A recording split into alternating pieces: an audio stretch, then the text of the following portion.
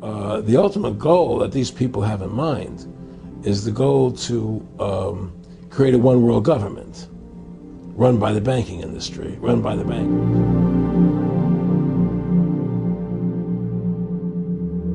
And the whole agenda is to create a one world government where everybody has an RFID chip implanted in them.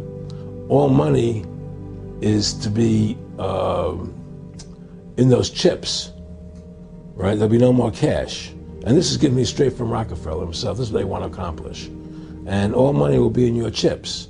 And so instead of having cash, anytime you have money in your chip, they can take out whatever they want to take out whenever they want to. If they say you owe us this much money in taxes, they just deduct it out of your chip digitally. Total control. Total control.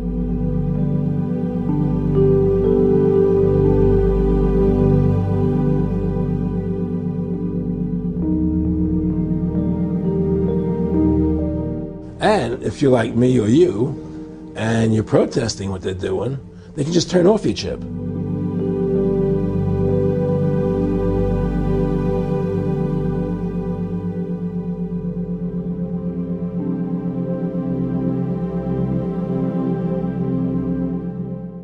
And you have nothing.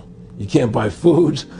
You can't do anything. It's total control of the people. And that chip's connected to a database that has your purchasing records, what you do, what everything, you sell. Everything is in there, you know? And so they want a one world government controlled by them, everybody being chipped, all your money in those chips, and they control the chips and they control people. And you become a slave. You become a serf to these people. That's their goal. That's their intention.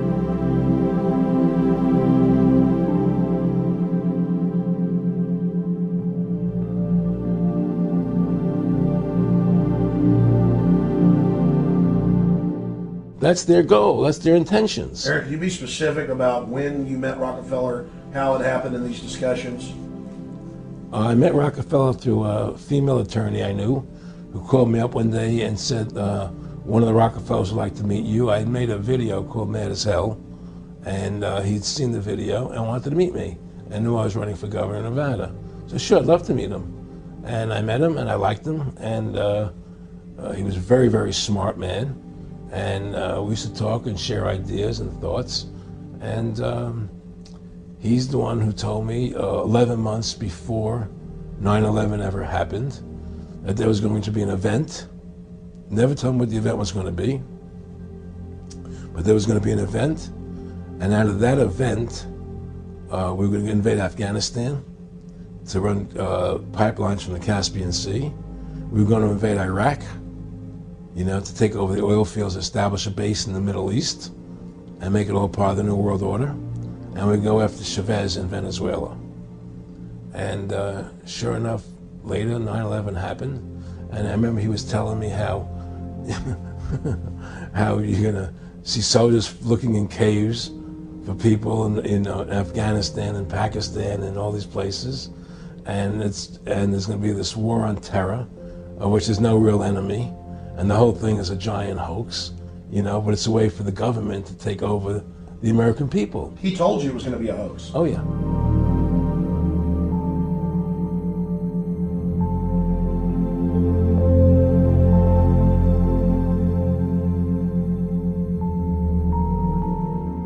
Oh, yeah. There's no question. He says, there's going to be war on terror, and he's just laughing. There's no... Who are we fighting? I mean, why do you think 9/11 happened? And then nothing's happened since then. Do you think that our security is so great here that these people who pulled off 9/11, who were able to, can't knock down another plane? Come on, it's ridiculous. 9/11 was done by people in our own government and our own banking system to perpetuate the fear of the American people into subordinating themselves to anything the government wants them to do.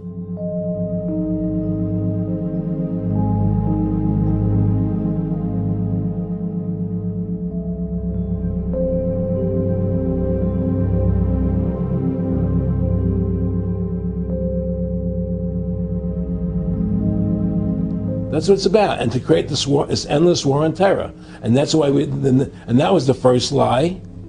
And the next lie was going into Iraq, you know, to get Saddam Hussein out with his weapons of mass destruction. That was the next lie.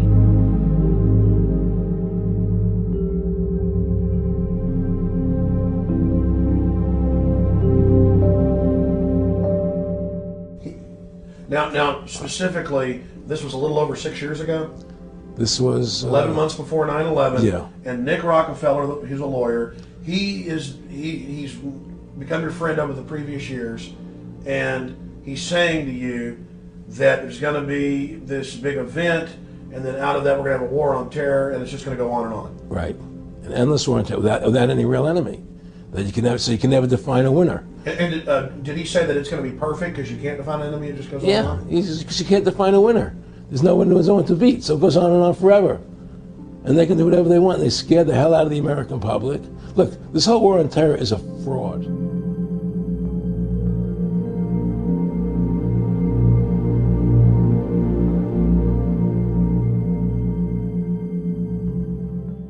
It's a farce. It's very difficult to say it out loud because people are intimidated against saying it. Because if you say it, they want to make you into a nutcase. But the truth has to come out. That's why I'm doing this interview.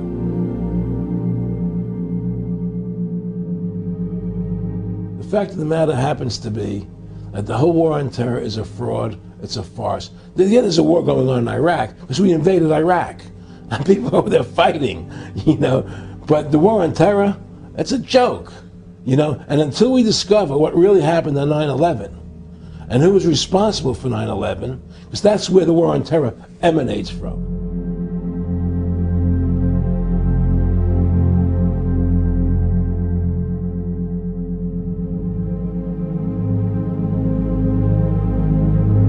That's where it comes from.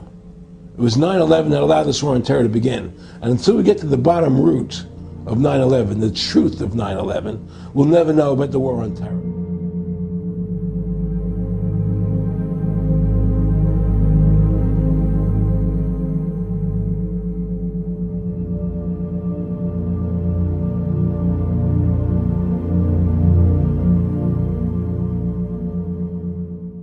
Aaron, you said that he was, and I think it's important, and I know this about the Rockefellers from Dr. Dennis Cuddy and many others who literally, you'll be 20 years old in a lunch line at college, and there's David Rockefeller, and here's here. I mean, they're experts at recruiting and getting what they call players, and that clearly he was. I mean, I want to make it specific and just get you to reiterate what you said last night about you got 30% of the vote. You were having an effect. You made mad as hell. They knew that you'd started the Constitution Party. Yeah. They knew that you were somebody who was taking action and getting things done. You'd already made some big films, had a lot of other successes. Right. So they were trying to recruit you, and didn't it come down to the point of, hey, we are here to recruit you, and don't worry, your chip's going to say, don't mess with us. You know, this guy's don't touch. Yeah.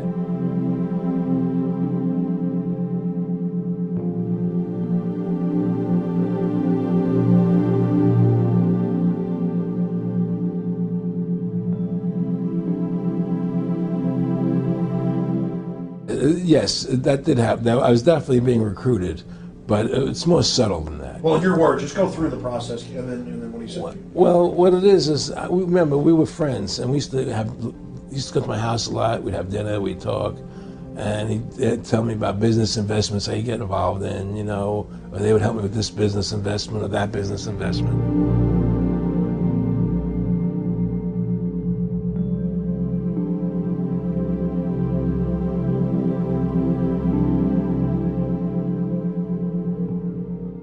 And was I interested in joining the Council on Foreign Relations? You know, I would have to get a letter to join them, but was I interested in that? And, you know, just stuff, you know, leading you on. And I used to say to him that I never really did that because that wasn't where I was coming from. You know, as much as I like you, Nick, you know, your ways and my ways, we're on the opposite side of the fence.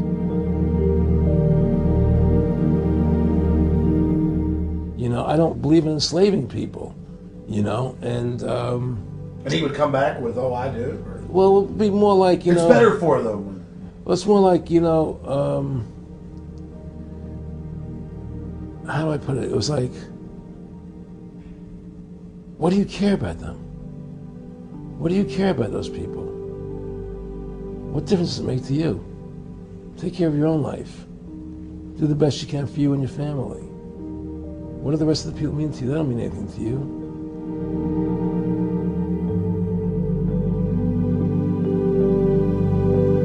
They're just serfs. They're just people. You know, it was just a lack of caring. You know, and that's just not who I was. It was just sort of like cold, you know, it was just like cold, you know, and I used to say to him, what's the point of all this? You have all the money in the world you need, you have all the power you need, what's the point? You know, what's the end goal? And he said the end goal is to get everybody chipped, to control the whole society, to have the bankers, the elite people, you know, the bankers and some governor controlling the world.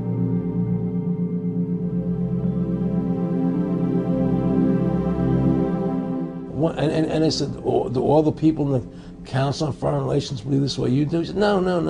You know, most of them believe they're doing the right thing. A lot of them believe it's better off being socialistic. You know, we have to convince people that that socialism is really capitalism. Because America's becoming a socialist country. It's a communist country.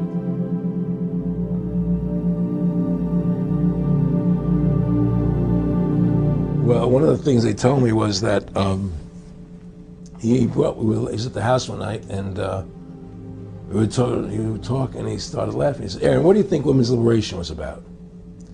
And I said, I had pretty conventional thinking about it at that point. I said, I think it's about women having the right to work, getting equal pay with men, just like they won the right to vote, you know? And he started to laugh. He said, you're an idiot. And I said, why am I an idiot? He said, let me tell you what that was about. We, the Rockefellers, funded that. We funded Women's Lib, you know? And we're the ones who got all over the newspapers and television, the Rockefeller Foundation. He says, and you want to know why? He says, there were two primary reasons. And they were, one reason was we couldn't tax half the population before Women's Lib. And the second reason was, now we get the kids in school at an early age. We can indoctrinate the kids how to think. It breaks up their family. The kids start looking at the state as the family, as the school, as the officials, as their family, not as the parents teaching them. And so those are the two primary reasons for Women's Lib, which I thought up to that point was a noble thing. You know, when I saw their intentions behind it, where they were coming from when they created it, the thought of it, I saw the evil behind what I thought was a noble adventure.